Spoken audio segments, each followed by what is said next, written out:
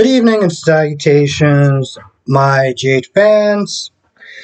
Going to be giving a bit of a warning or a trigger warning. If you are a Trina fan, you might want to come back in a good 5 to 10 minutes, give or take. Give you some time to sit there and just walk away. Because what I'm going to sit there and say isn't nice.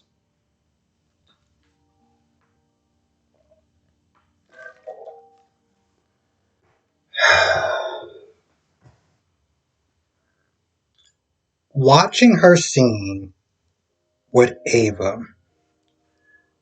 was so exhausting. It was so emotionally exhausting. I'm pretty sure that some people enjoyed this scene. Thumbs up to y'all. But all I sat there and heard for a good hour was her sitting there complaining and whining about her life. About what her mom did. The self-righteousness. Even Ava said that. You know what she said today that actually pissed me off? That she resented Curtis. Curtis is as much of a victim in this whole lie that Portia has been telling all three of y'all. But somehow she resents Curtis? For what? Existing? For what? The possibility that he's her dad? I mean, her biological dad? She said more than once, on more than one occasion, that Taggart is her always dad. Because apparently that's the thing. But she said that more than once. Taggart is her father. Taggart is her father. She said it today. We all get it. The hell does this actually have to do with Curtis? The dude's been lied to by your mother just like you have. But somehow you have an issue with Curtis? Okay. Alright, boom. Whatever. That's pretty stupid, to be honest. I'm just going to sit there and say it. It's pretty dumb.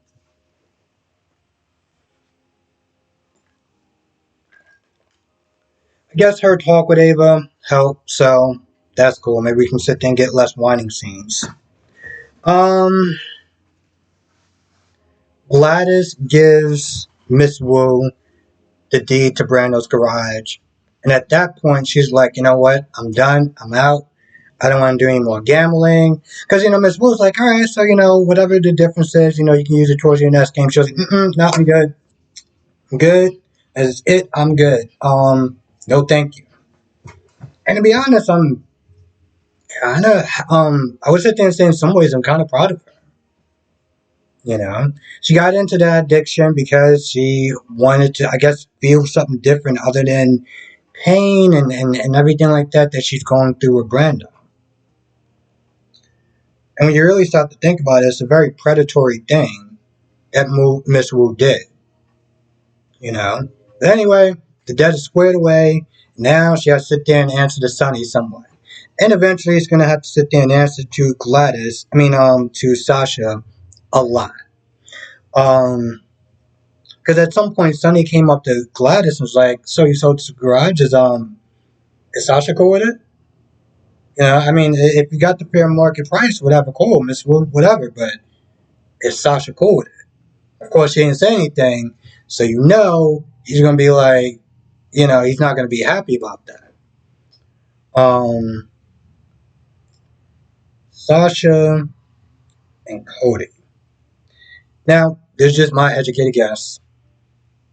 I feel like they were sitting there trying to set them up for a quote-unquote chemistry test. I'm pretty sure it's not going to go over with most fans. But I felt like that's what they were doing. Sasha came over there to thank Cody for not ratting her out with the whole desk sergeant thing. But of course, Cody was like, oh yeah, I also sent Dante to sit there and make sure that, you didn't get into much trouble. So you talk about that. They bond over a horse. I still can't believe they actually got a live horse for reasons that are unknown to me. I don't know. Don't get me wrong. And I guess it does make sense for them to have horses, but I don't know. Maybe it's just me. I feel like it's kind of an unnecessary expense. Not that they really care that much about the budget since they got about 20,000 people in in this episode. But towards the end, Cody slipped up and was like, "Oh yeah, well, about the garage or whatever. Well, you don't have your garage anymore." And she was like, who said that?" He was like, "Oh, well, I guess I guess I heard wrong. I don't know. It might be my imagination or the fact I've been so busy that I have not had any time to do any research. But is it me or is Irene looking kind of hot? I don't know. Maybe it's the straight, straight down hair, whatever. But for some odd reason, I was just like, she's looking kind of hot today. I don't. Okay. Anyway, Victor's not happy, and he's like, I don't want to sit there and talk about what happened last night. And of course, he treats you know Eileen like crap. But his interest is piqued when Eileen talks about how she can get him um, some reports on Holly's death and some stuff about the Ice Princess. So his interest is piqued there. Now, at some point, she does talk to Laura, and she does talk about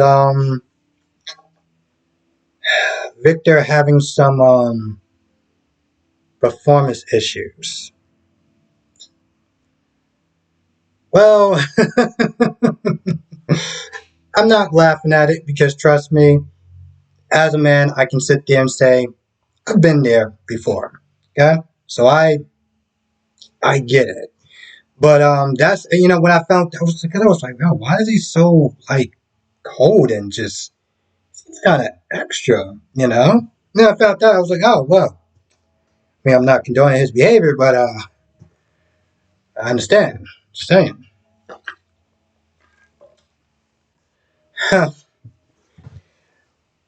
Now, Laura, after they have their little pre-talk or whatever, Laura's like, all right, so we're gonna give him exactly what he wants. Victor goes down to the bar. Miss Wu is not. Here's something that really pissed me off with Miss Wu and Curtis. The disrespect level that Curtis was sitting there showing Miss Wu.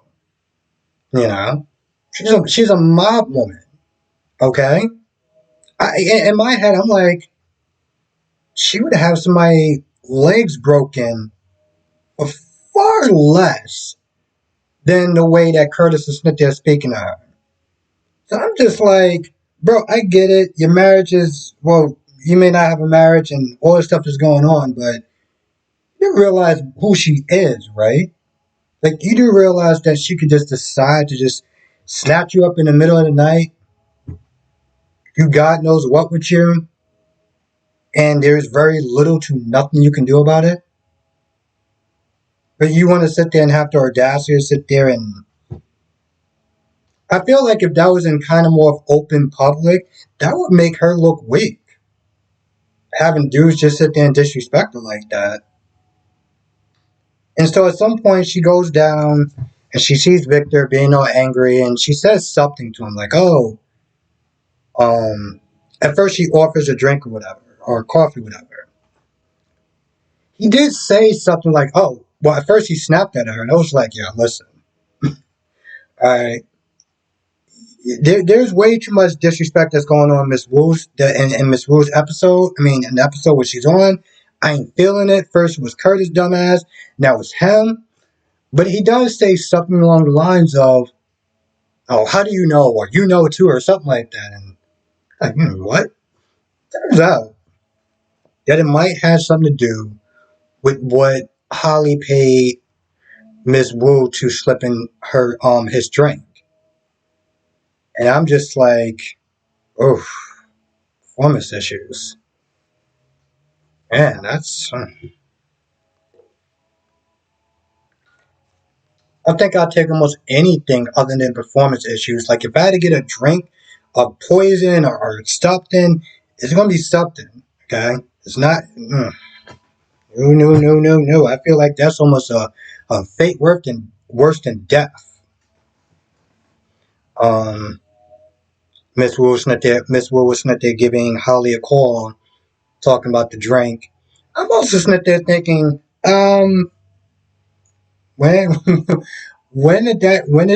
when, when did he get that drink? It's just not working, right? Right? March 9th. How many months is that since he got that drink in him? Wow. I know they said it was a slow acting drink, but Jesus Christ. Um,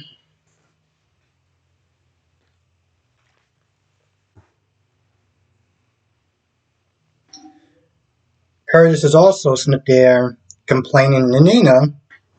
Well, let's be honest. No, complaining to Nina about Portia and what she did and everything. Granted, this is after he just interrupts Nina's conversation with Sonny because Nina was sitting there talking to some bartender about the FCC. So she did kind of overhear some stuff. And Sonny was like, oh, what about the FCC? So they started talking about something else.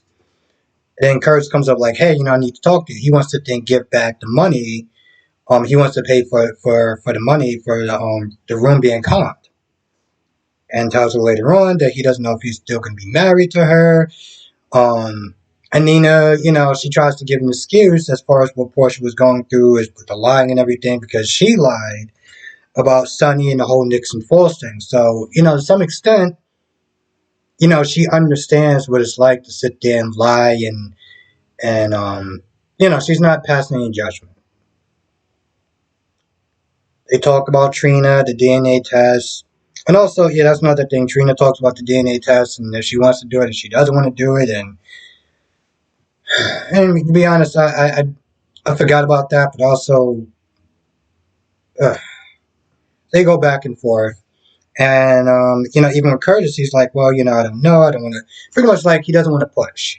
It's something what Nina was like, don't push this whole issue.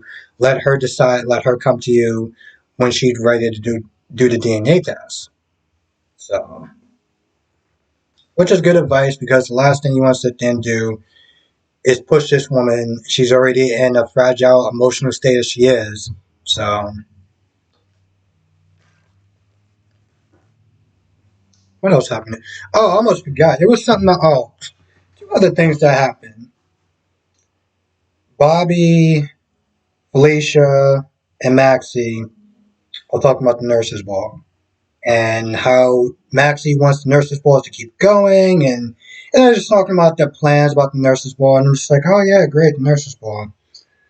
I know some people like them, the nurses' balls and stuff like that. I personally find them to be a huge waste of time. Um, yeah, I find them to be just a huge waste of time. But Maxie was all going on and on and on about it, and apparently she wants to get Bobby to I don't know co-host or do something with the planning or whatever. And Bobby says yes. 60 years, and of course this is a notch to the whole show being 60 years and stuff like that. So I got it, but I was just like, oh yeah, great, 60. Yeah, nurse boy, that sounds awesome. Lucy is starting to get on everyone's nerves. Okay, Lucy is whining, she's complaining, she's using up all the hot water, she's drinking up all the coffee. She is just literally being the roommate from hell. Okay? Valentine at this point is just ready to strangle this woman, and while I don't do coffee, I do lattes. And if I had to sit there and listen to her whine and complain and everything like that, and then found out that she took the last drink or whatever and I can't get my latte for the day, heaven help her, is all I will say. Um, so, again, she's whining about everything and just being a, roommate from hell or whatever with Anna and Valentine. And Felicia comes in and Felicia blurts out about the nurse's ball being done and also that Bobby's going to be in charge or whatever this year. And of course, Lucy starts throwing a little temper tantrum, being like, no, she can't do it. No, no, no, no, no. And I'm just like, I'm sorry, Lucy. How old are you again? I mean, don't get me wrong. Lucy actually looks really good for her age. Okay, I saw some pictures of her, like when she works out and stuff like that. She definitely knows how to maintain herself. Okay. Um, so I do sit there and say a little dig. I do say that lightly. About her acting her age, but in reality, chick is bad. Okay, chick is bad. I mean, she's annoying as all hell, but I gotta give credit where credit's due. I feel like that's pretty much about it. Let me double check because they had like about 1,000 something people in this episode. Yeah, I feel like that's pretty much about it. I can't really think of anything else that happened in this episode. So with that being said, I'm gonna go. I want to thank you for watching. Be safe, and I will see you in the next video.